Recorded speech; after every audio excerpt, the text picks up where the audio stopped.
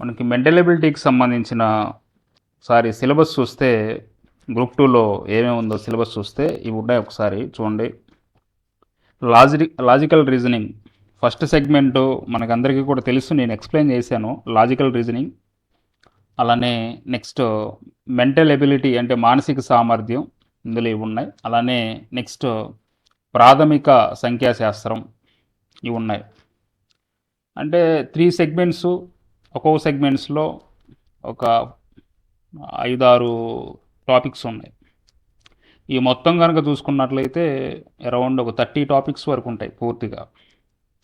ఇది ఇక్కడ నేను చెప్పదలుచుకుంది ఏంటంటే, ఇప్పుడు ఈరోజు 25 డిసెంబర్ 2023, మనకి కరెక్ట్గా ఈ రోజు నుంచి ఎగ్జామ్ డేట్ అనేది కరెక్ట్గా 60 డేస్ ఉంది, 60 రోజులు ఉంది, అంటే 2 నెలలు ఉంది.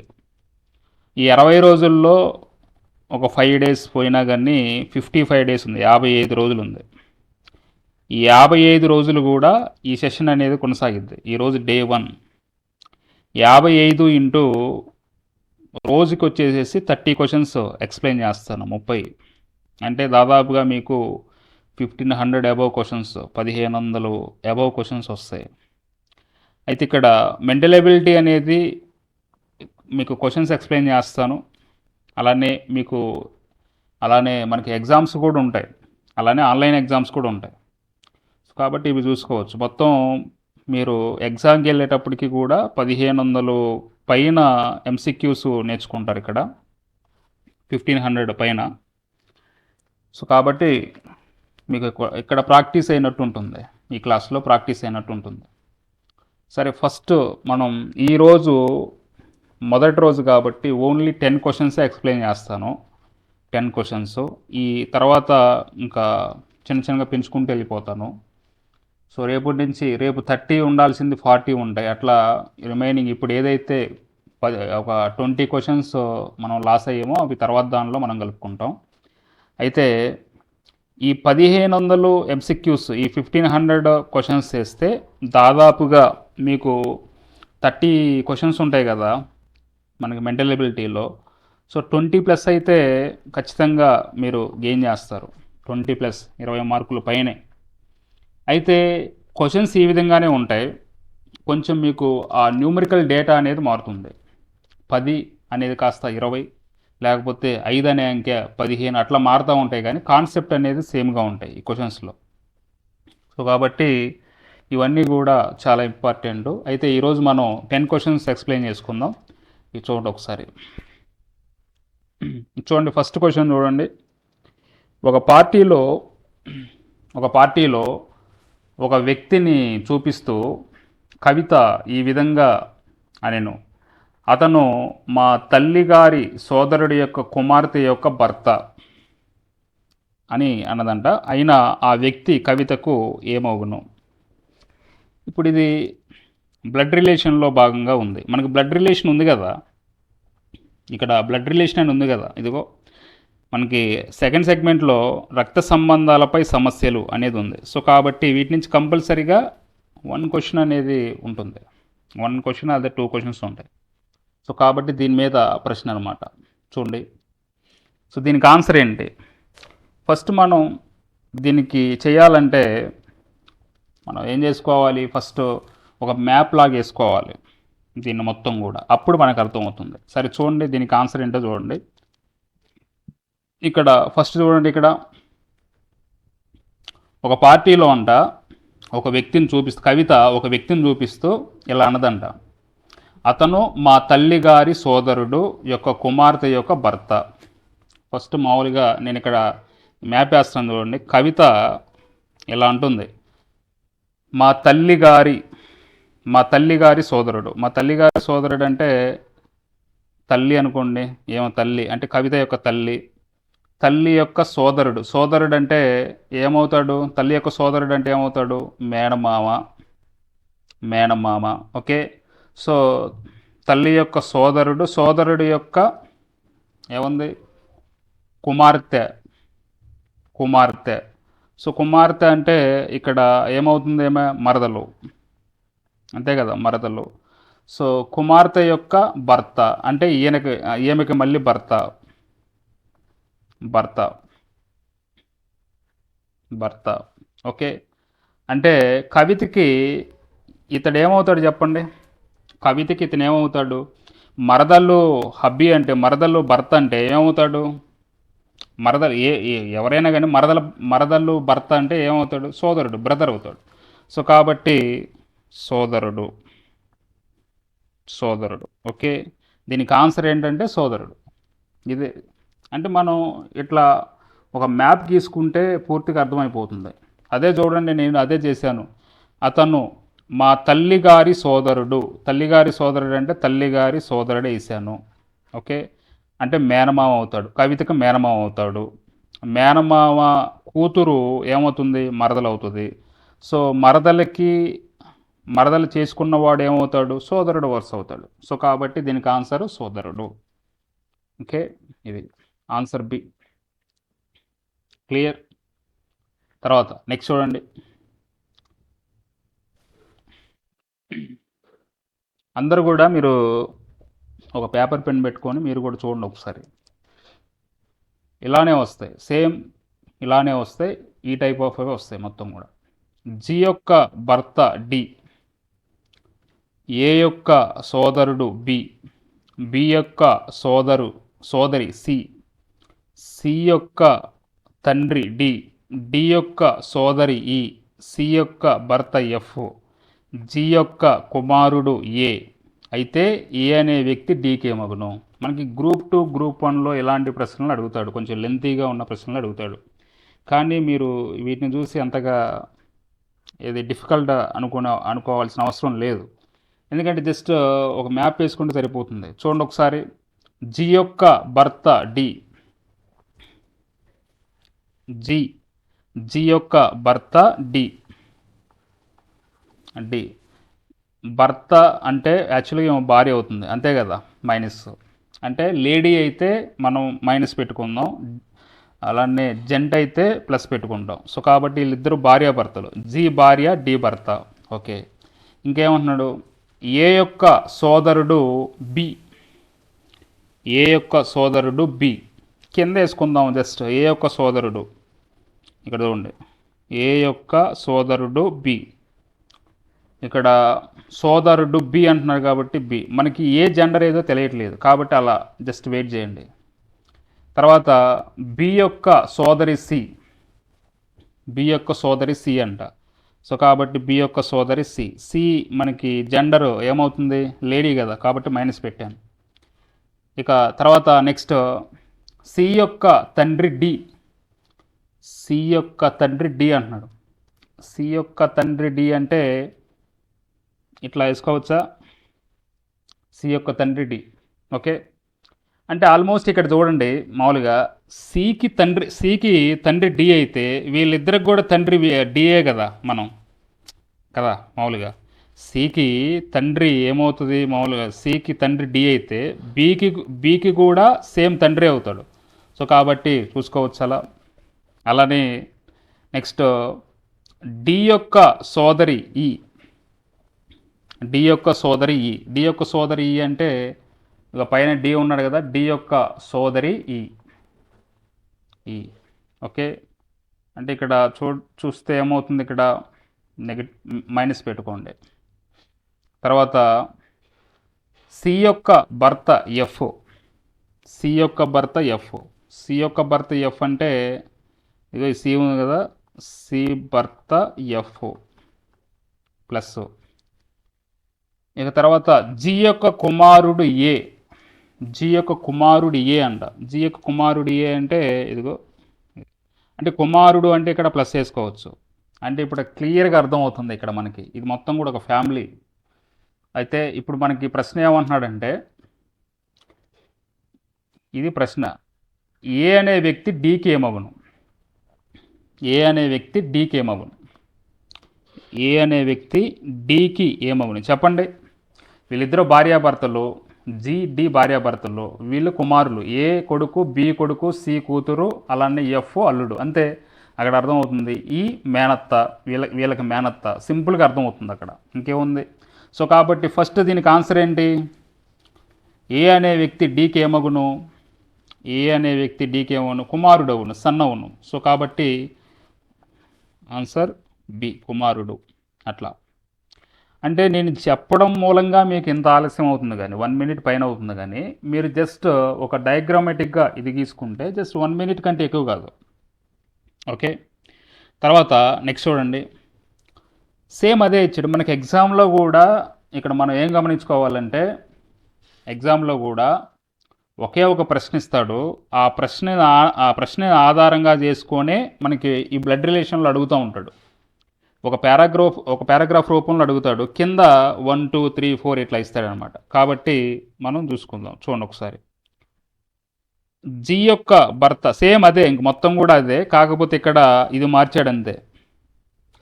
ఈ అనే వ్యక్తి బికి ఏ మగును అంటున్నాడు. ఈ అనే వ్యక్తి బికి ఏ మగును.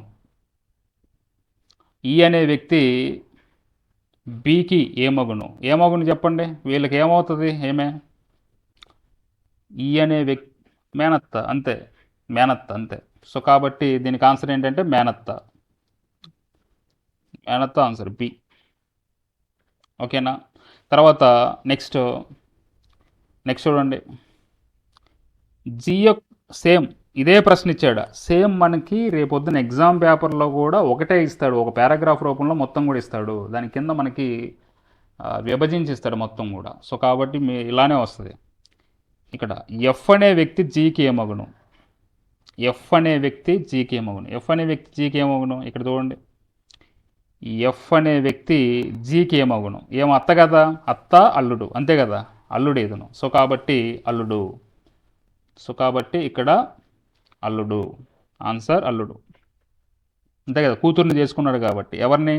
సీని చేసుకున్నాడు కాబట్టి ఇట్లా. అలానే నెక్స్ట్ ఇది చూడండి, సేమ్ అదే ఇచ్చాడు. జీకి ఎంతమంది పిల్లలు అన్నారు. జీకి ఎంతమంది పిల్లలు మొత్తం అంటే వాళ్ళకి ఎంతమందికి? జీకి అలానే డీకి ఎంతమంది పిల్లలు? కింద చూడండి, ఏ బి సి ముగ్గురు కదా. ఓకేనా? ఏ అబ్బాయి, బి అబ్బాయి, సి అమ్మాయి. సో కాబట్టి ముగ్గురు పిల్లలు. ఇక్కడ మనకి జెండర్తో సహా అడిగాడంటే 2 అబ్బాయిలు అలానే 1 అమ్మాయి. ఓకే, అట్లా చూసుకోవచ్చు. సో ముగ్గురు పిల్లలు ఇది. అలానే ఒకవేళ జీ అని కాకుండా ఇక్కడ మార్చి డీకి ఎంతమంది పిల్లలు అని అడిగితే అయినా కానీ దానికి ఆన్సర్ ఏంటి? అయినా కానీ ముగ్గురే. ఎందుకంటే జీ డి ఇద్దరు కూడా భార్యాభర్తలు. జీ భార్య, డి భర్త, ఇద్దరు కూడా భార్యాభర్తలు. కాబట్టి ఎట్లా అయినా కానీ ముగ్గురే ఇది. ఓకే, ఇక తర్వాత నెక్స్ట్ చూడండి. నెక్స్ట్ 6వ ప్రశ్న. 5 యొక్క మొదటి 20 గుణిజాల సగటు ఎంత? నేను లాస్ట్ ప్రీవియస్ క్వశ్చన్స్ చూస్తే సేమ్ ఇలాంటి ప్రశ్నలే పడుతున్నాయి. ఒక 10-15 ప్రశ్నాపత్రాలు తిరిగేస్తే సేమ్ ఇలాంటి ప్రశ్నలు వస్తున్నాయి. మనకి సగటు అనేది కూడా, సరాసరి అనేది కూడా ఉంది. సగటు అన్న సరాసరి అన్న ఒకటే. ఓకే, 5 యొక్క మొదటి 20 గుణిజాల సగటు ఎంత? దీన్ని ఎలా తీసుకోవాలి? యాక్చువల్గా 5 యొక్క మొదటి 20 గుణిజాలంటే 5వ ఎక్కం తెలుసు కదా మనకి. 5 ఒకట్లు 5, 5 రెళ్ళు 10, 5 మూళ్ళు 15, ఇట్లా 5 నాలుగులు 20, ఇట్లా మొత్తం కూడా ఎక్కడి వరకు వేసుకుంటే వెళ్ళాలి? 5 20లు అంతే కదా. 20 గుణిజాలంటే 5 20లు. సో 5 20లు ఎంత? 100, 100. ఇలా మనకు 100 వరకు వేసుకొని పోయి ఇలా 20 గుణిజాల వరకు వేసుకుంటే వెళ్ళాలి. అంటే మనకి ఏమొస్తుంది ఇక్కడ?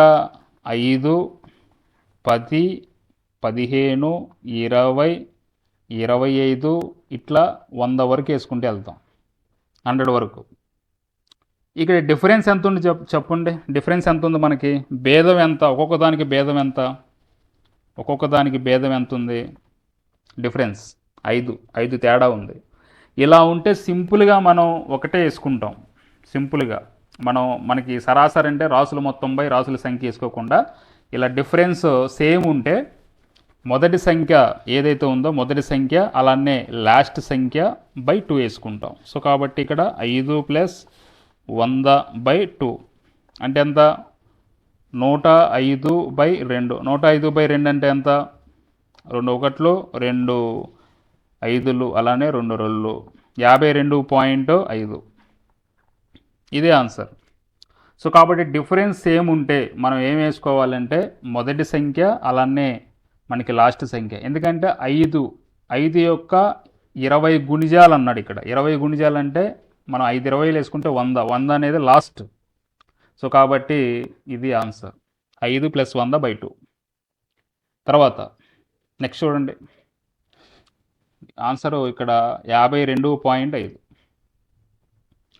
తర్వాత ప్రశాంత్ రాసిన పరీక్షల్లో అతనికి క్రింది విధంగా మార్కులు వచ్చాయి. అయితే అతని సగటు మార్కులను కనుగొనండి. కొన్ని పరీక్షలు రాస్తే ఈ విధంగా మార్కులు వచ్చినాయి. అయితే సగటు మార్కుల్ని కనుగొనండి, అంటే సరాసరి మార్కులు ఎంత అతనికి అని చెప్పేసి అన్నాడు. అంటే మనకి ఇది కొంచెం టైం లెంతీ క్వశ్చన్. ఇలాంటి ప్రశ్నలు కూడా వస్తూ ఉంటాయి. సో కాబట్టి ఇక్కడ రాసుల మొత్తంపై రాసుల సంఖ్య అనేది కొంతమంది వేసుకొని చేస్తారు. మొత్తం కూడుకొని మొత్తం ఎన్ని 1 2 3 4 5 6 7 8 ఉన్నాయి, అట్లా మొత్తం కూడుకొని వేస్తారు. కొంతమంది అలా చేసినా ఓకే. కొంతమంది ఏంటంటే వీటికి అప్రాక్సిమేట్ నంబర్ ఒకటి తీసుకొని చేస్తారు. ఇప్పుడు ఉదాహరణకి ఈ మొత్తం కూడా ఒక చోట వేసుకుంటే 87, 92, 63, 78, 92, 59, 72, 69 ఇవన్నీ కూడా ఉన్నాయి 8 అంకెలు. వీటిలో లీస్ట్ 63, వీటిలో మ్యాక్సిమం 92. అయితే వీటికి దగ్గరగా ఉన్న ఒక అప్రాక్సిమేషన్ నంబర్ ఒకటి తీసుకోండి. ఉదాహరణకి నేను 70 తీసుకున్నాను అనుకోండి. 70 తీసుకుంటే ఇక్కడ ఇప్పుడు 87, 70. 70 కంటే 87 ఎంత ఎక్కువ అంటే +17. సో కాబట్టి ఒక్కొక్కటి ఇట్లా వేసుకోండి, +17.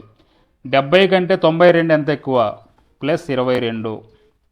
అలానే 70 కంటే 63 దానికి డిఫరెన్స్ ఎంత -7. అలానే 70కి 78కి డిఫరెన్స్ ఎంత, +8. అలానే 70కి +92కి డిఫరెన్స్ ఎంత, +22. అలానే నెక్స్ట్ 70కి 59కి డిఫరెన్స్ ఎంత -11. అలానే 70కి 72కి డిఫరెన్స్ ఎంత, +2. అలానే 70కి 69కి -1. సేమ్ ఇట్లా తీసుకోండి. ఇట్లా తీసుకున్న తర్వాత ఇప్పుడు వీటిని సింపుల్గా వీటిలో ఏమన్నా క్యాన్సిల్ అయ్యే ఉంటే చూసుకోవాలి. ఫస్ట్ క్యాన్సిల్ ఏమైనా ఉన్నాయా? క్యాన్సిల్ ఏం లేవు. సరే, ప్లస్లు ఒకసారి కూడుకోండి. 17, 22, అలానే 8, 22, 2 ఈ మొత్తం కూడా కూడుకోండి. ఎంత వస్తుంది? 71 వస్తుంది. అలానే మైనస్లో ఒకసారి కూడుకోండి. -11, అలానే -7, అలానే -1 కూడుకుంటే -19. 71లోంచి 19 తీసేయండి. 71లోంచి 19 తీసేస్తే 52. సో మొత్తం ఎన్ని ఉన్నాయి? 8 అంకెలు ఉన్నాయి, 8 ఫ్యాక్టర్స్. కాబట్టి 52/8 వేసుకుంటే ఎంత వస్తుంది? 8 6 48. 8 ఏళ్ళు 56 కదా. సో కాబట్టి 8 6 48.5, 6.5 వస్తుంది. ఇప్పుడు ఈ 6.5 దేంతో కూడుకోవాలంటే మనం అప్రాక్సిమేట్గా 70 తీసుకున్నాం కదా, ఈ 6.5 దీనికి కలుపుకోండి. 6.5 అంటే 76.5. ఇది ఆన్సర్ అనమాట. ఇది సరాసరి. సో కాబట్టి ఆన్సరు 76.5. ఇది సార్ ఇంతెందుకు సార్, మేము అన్నీ కూడా కూడుకుంటాం. మీరు కూడుకోండి, 8 కూడా ఇట్లా కూడుకొని అట్లా కూడా వేసుకోవచ్చు. కాకపోతే ఇది సింపుల్ అనమాట కొంచెం. నెక్స్ట్ చూడండి, 5 వరుస బేసి సంఖ్యల యొక్క సగటు 61. అయితే అందులోని అత్యధిక మరియు అత్యల్ప సంఖ్యల మధ్య తేడా ఎంత? 5 వరుస బేసి సంఖ్యల యొక్క సగటు 61 అన్నాడు. ఇక్కడ మనం సింపుల్గా చూసుకోవచ్చు. 5 వరుస బేసి సంఖ్యలు అంటే జస్ట్ మీరు 5 చుక్కలు తీసుకోండి ఉదాహరణకి. ఓకే, 5 చుక్కలు తీసుకున్నాయండి. ఈ 5 వరుస బేసి సంఖ్యల యొక్క సగటు ఎంత అన్నాడు? 61.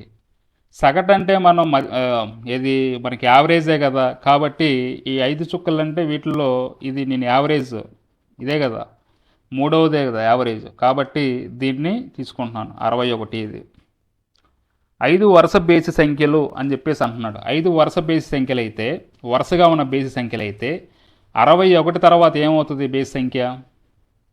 63. 63 తర్వాత ఏమవుద్ది? 65 అవుద్ది.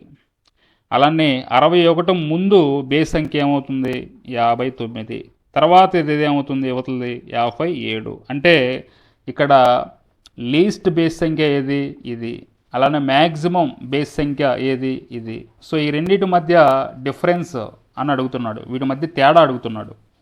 65లోంచి 57 తీసేయండి, తీసేస్తే ఎంత?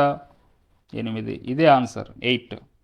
సో కాబట్టి ఆన్సర్ ఏంటి? 8 బి, 8. ఓకే, ఇట్లా. తర్వాత నెక్స్ట్ చూడండి. 3 యొక్క మొదటి 15 గుణిజాల సగటు ఎంత? ఇంతకుముందు మనం 5 చెప్పుకున్నాం కదా, సేమ్ అలానే 3 యొక్క మొదటి 15 గుణిజాలు అంటే ఏంటి? మనం 3 ఎక్కని తెలుసు కదా, 3 1 3, 3 2 6, 3 3 9, ఇట్లా అప్ టు ఎక్కడి వరకు వేసుకొని పోవాలి? 15 వరకు వేసుకొని వెళ్ళాలి. 3 15 45 ఇట్లా వేసుకొని వెళ్ళాలి. అంటే దీన్ని వరుసగా రాయండి. ఇప్పుడు ఊరగట్లా 3 6 9 12, తర్వాత ఏమవుతుంది? 3 5 15, ఇట్లా 15 గుణిజాలంటే 3 15 45. అంటే వీటి మధ్య డిఫరెన్స్ ఎంత ఉంది? డిఫరెన్స్ సేమ్గా ఉంది. 3 6 9 సేమ్, డిఫరెన్స్ 3 ఉంది.